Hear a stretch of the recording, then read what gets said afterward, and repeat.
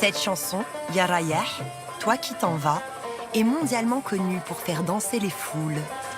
Pourtant, elle raconte avant tout une douleur partagée par des millions d'anonymes.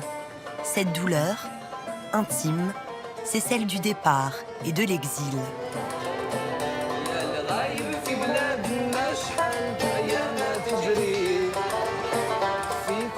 Devenue ambassadrice de la musique chabi dans le monde, cette chanson pleure de l'autre côté de la Méditerranée, Alger la Blanche. Quand tu es passionné du chabi, tu es passionné d'Alger. Et comment ne pas être passionné d'une ville aussi somptueuse qui est cette Alger, avec sa baie? On chante toujours la vie, mais on chante aussi gracieusement cette ville qui nous fait vibrer, qui nous rend nostalgiques. Et c'est cette nostalgie qui fait encore le succès de cette musique chabi. Issu de la Médina populaire, le chabi est intrinsèquement lié à l'identité de la capitale. Entre ses dédales et ses ruelles, il chante l'âme d'Alger et s'impose sous la colonisation française comme la voix d'un peuple.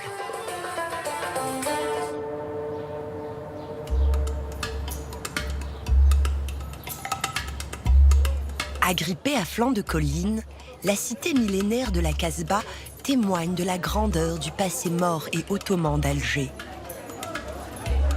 L'ancien cœur battant de la ville est relégué à l'arrière-plan pendant la colonisation française et devient l'un des quartiers les plus pauvres de la capitale.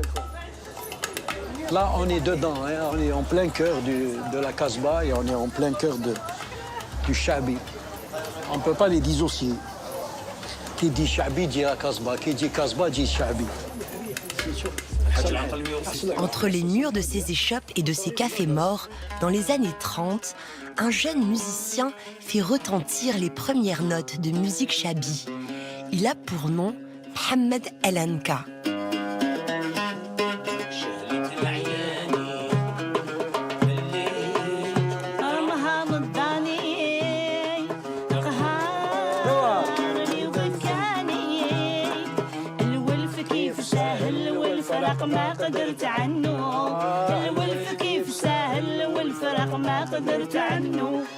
Vous savez, moi je ne suis pas étonné de l'accueil et de l'ambiance qui est en train de nous entourer, parce que je connais très bien la Casbah et je sais que les gens de la Casbah, ils sont comme ça. C'est spontané, c'est comme ça, c'est convivial et c'est fraternel. C'est ça le chabi.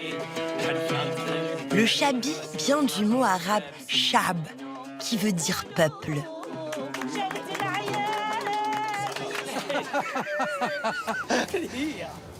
Et en cette première partie du XXe siècle, la Casbah héberge le petit peuple d'Alger. La majorité est musulmane. Beaucoup ont fui la misère qui ravage alors les campagnes. Ils y côtoient ici aussi des juifs et des chrétiens. Tout le monde travaillait soit dans les marchés de fruits et légumes, ou ils travaillaient au port d'Alger. Ils vivaient ici en communauté, et chacun sa religion, chacun son mode de vie. C'est sur ce bouillonnement culturel que s'appuie Mohamed El Anka.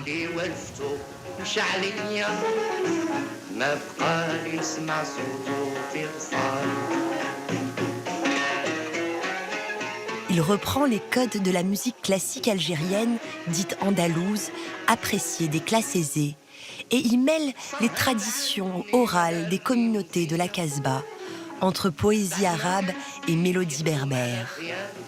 Au fil du temps et des brassages qui peuplent Alger, le jeune interprète intègre aussi des instruments venus d'ailleurs. En cas de son époque, je dirais c'était un avant-gardiste, c'était un punk. Il a rénové cette musique du point de vue mélodie, comme aussi sur le plan rythmique. Il a introduit des instruments nouveaux qui n'existaient pas avant. Il a commencé par le banjo. Le banjo qui a été introduit par les Américains en 1942. Il a ajouté la derbouka. C'est un instrument à percussion.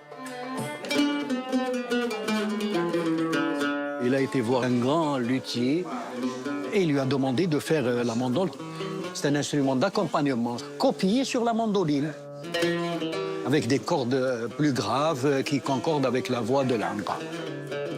Et aujourd'hui, c'est devenu un instrument typiquement algérien. Le musicien offre au petit peuple de la Casbah un nouveau genre musical. Chanté pour la première fois en derja, l'arabe dialectal, non littéraire. Les textes sont alors à la portée de tous. Il y avait le chabit dans les cafés, il y avait dans les fêtes familiales, dans les fêtes religieuses, etc. Le chabi pose des mots sur le quotidien des Algérois. Il raconte leur ville, leur vie et leurs émotions. Waouh!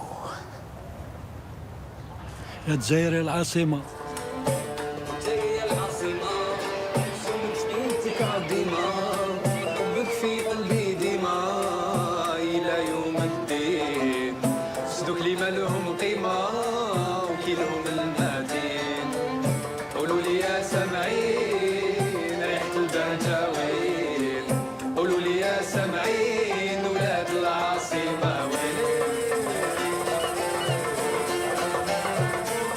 Au début des années 40, les autorités coloniales consentent à diffuser des programmes en langue arabe sur la radio d'Alger.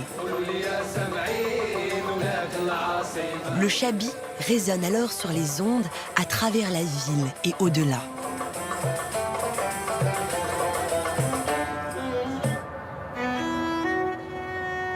L'engouement est tel que El Anka ambitionne de l'institutionnaliser en le faisant entrer au conservatoire de musique.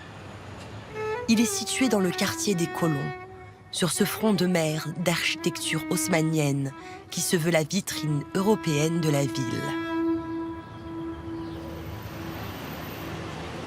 Le conservatoire, c'était fait pour les Français. Anka, il leur a proposé plusieurs fois de donner une classe. Ils ont refusé. Et il a persisté sur cette idée parce qu'il savait que s'il ne passait pas le flambeau de ce qu'il a créé, lui, s'il n'apprenait pas à des gens d'une manière sérieuse cette musique, elle aurait disparu. Donc, il a insisté. On lui a dit, bon, on n'a pas de classe pour toi, mais on peut te donner une cave.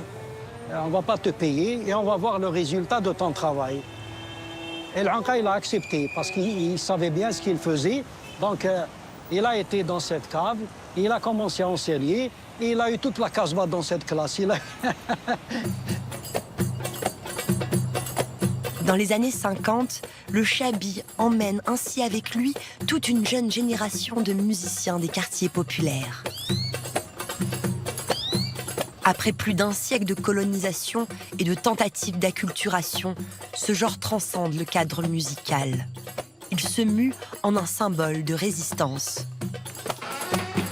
Le chabi, sur le plan du texte, sur le plan de la mélodie, sur le plan des instruments, sur le plan du décor, sur le plan de l'habillement, c'est l'expression même de l'identité de l'Algérien. Cette identité qui n'avait rien à voir avec l'identité du colonisateur.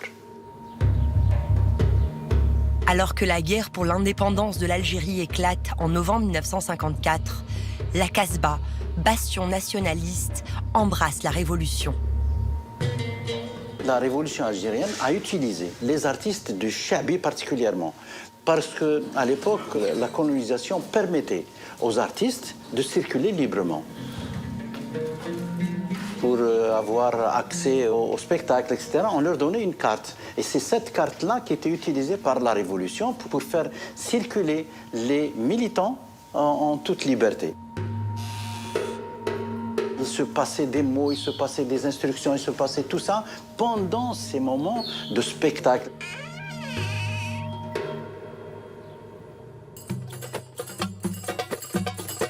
Le 3 juillet 1962, après 7 années d'une guerre sanglante, l'indépendance de l'Algérie est votée à 99% lors du référendum sur l'autodétermination des peuples. El Anka, le père du chabi, offre alors à tous les Algériens l'hymne de cette liberté conquise. C'est ancré dans ma mémoire, c'était mardi 3 juillet 1962. Haj Mohamed El Anka est venu, s'est assis, tout le monde l'attendait. Et lorsqu'il est monté, il était blême par l'émotion. Il a pris son mandole, une touche, deux touches, il essayait de se... Il ne pouvait pas. Il était ému, ses yeux étaient mouillés. Il a pris son courage et a entonné l'hymne de l'indépendance. Alhamdoulilah, ma ma fi bladna. Les bâtiments que vous voyez étaient inondés, des balcons allaient s'écrouler. Des youyous, c'était vraiment un moment inoubliable.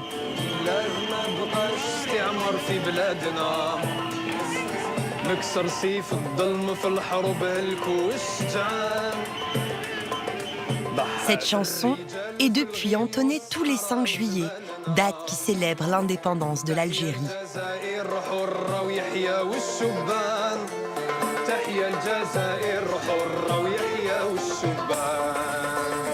Depuis, un peu partout dans le pays, dans tous les milieux sociaux, les sonorités du chabi se font entendre pour célébrer les mariages, les circoncisions ou les soirées du ramadan.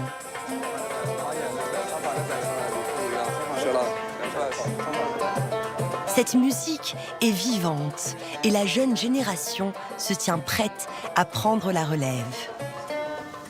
Salam alaikum. Mouchalak.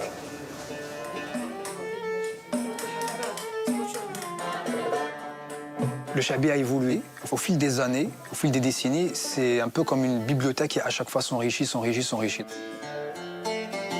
Et la jeunesse a reçu tout un savoir. Dans chaque passage, c'est aussi ces mots, c'est aussi ces paroles qui bercent. Qu'est-ce qui fait le chabi? En fait, on se retrouve à travers les paroles. Il parle de tout.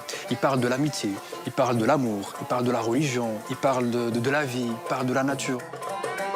Il renaît chez chaque génération, il restera comme ça, comme une lettre, c'est pas qui va rester à travers des siècles et des années.